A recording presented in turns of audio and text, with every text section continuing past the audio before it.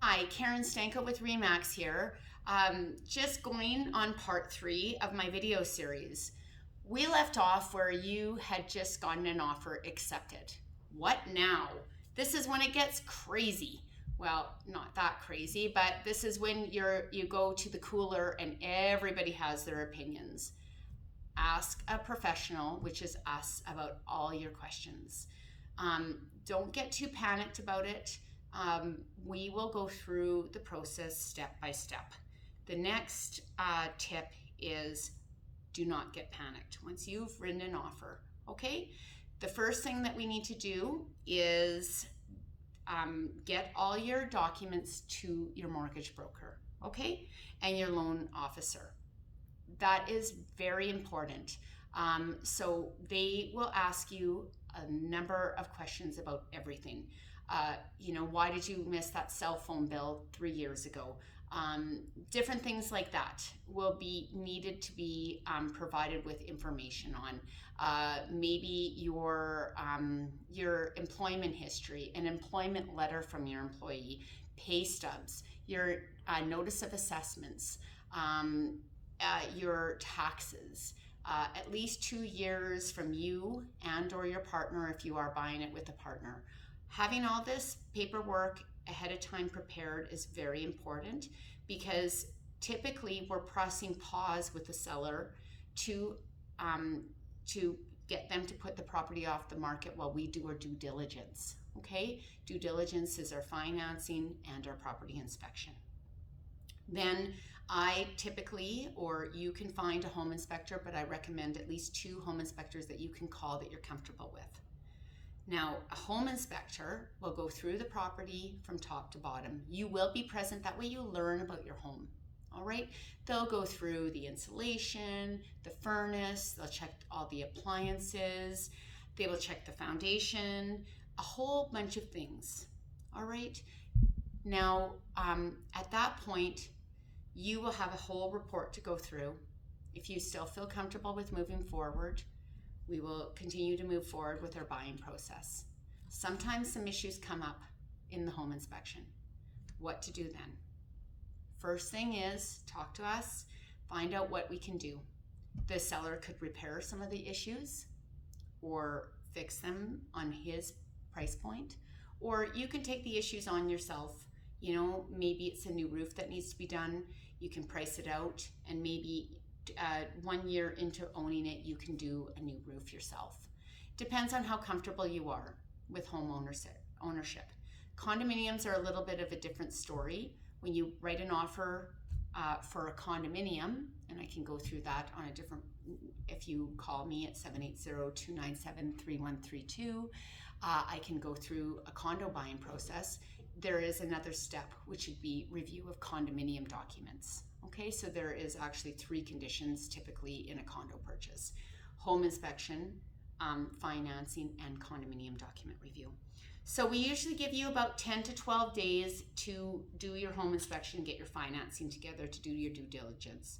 Now, once you've reached an agreement with the seller and your financing is good, then you can remove your conditions, okay? Now that deposit that you put down does not disappear off the face of the earth. It has been held in trust at a real estate office.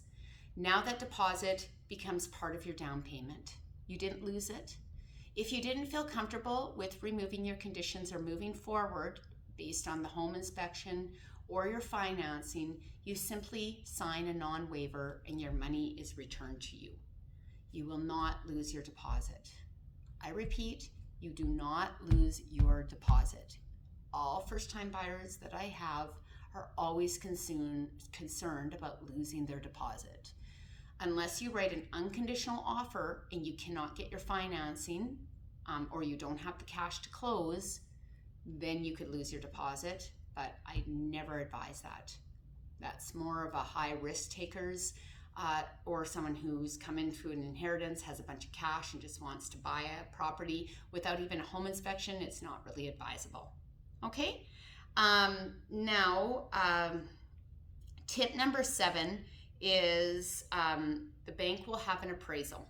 Okay, Now, if the appraisal doesn't appraise out, so the bank doesn't feel that the property is worth what you're willing to pay, there's two options.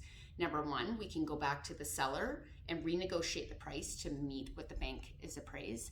Number two is you can top up your deposit or your down payment so that you top up the amount so that it meets the appraisal value, okay? Or sorry, what it meets the seller's price that you've negotiated, okay? So if the appraisal came at $150 and you wrote a $160,000 offer, you can top up $10,000 to meet that $160,000 because the bank is only going to fund $150,000. Any questions about that?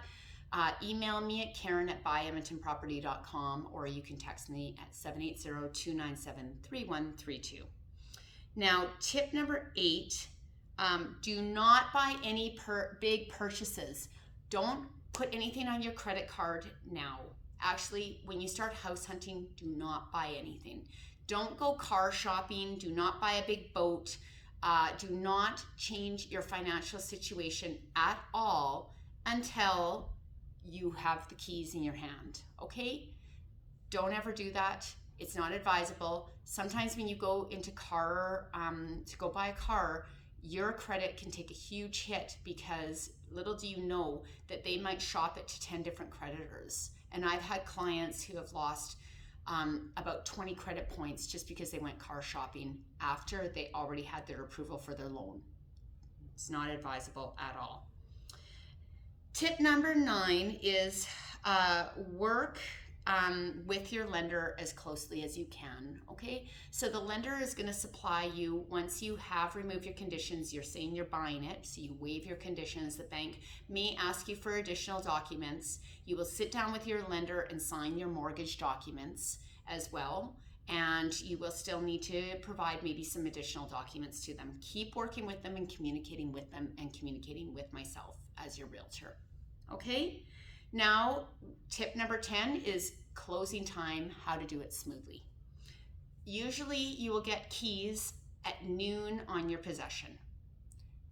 That's your closing date that you wrote in your offer. Usually, sometimes it is delayed, okay? So don't book your moving truck at noon that day and be very upset when it's 3 o'clock and you've got all your stuff in a truck. Sometimes there are some issues that come up. The bank, maybe the person who you're dealing with at the bank maybe went on holidays. That happened to me one time, and they didn't advise someone that they had a closing and they were scrambling. It's usually not advisable to close on a Friday because sometimes people are out golfing, or we have lenders that are in Ontario which are done business at 3 o'clock our time when we still have a couple of hours. So you just got to be really careful with that. So don't plan on moving that same day. Give it a couple days typically, just in case there are some hiccups. And remember that about a week before it closes, you will have to meet with your lawyer to sign your mortgage documents, okay?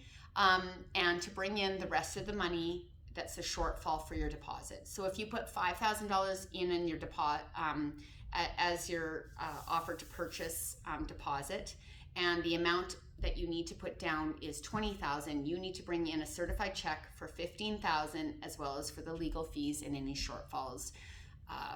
So make sure that you speak to your lawyer about that, and they will advise you on how to bring in the money, whether it's wire transfer or a direct deposit or in the form of a certified check, typically I think happens.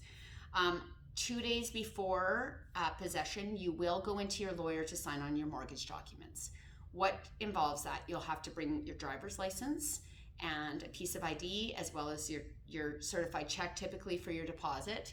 And you will also have to just sign a huge file just saying, I will pay back my loan, I will pay back my loan, I will pay back my loan. If I do not pay back my loan, I will get foreclosed on. I will pay back my loan. Okay, so any other questions about this and the home buying process? And then at noon, like I said, that day, you will get your keys. You'll meet me.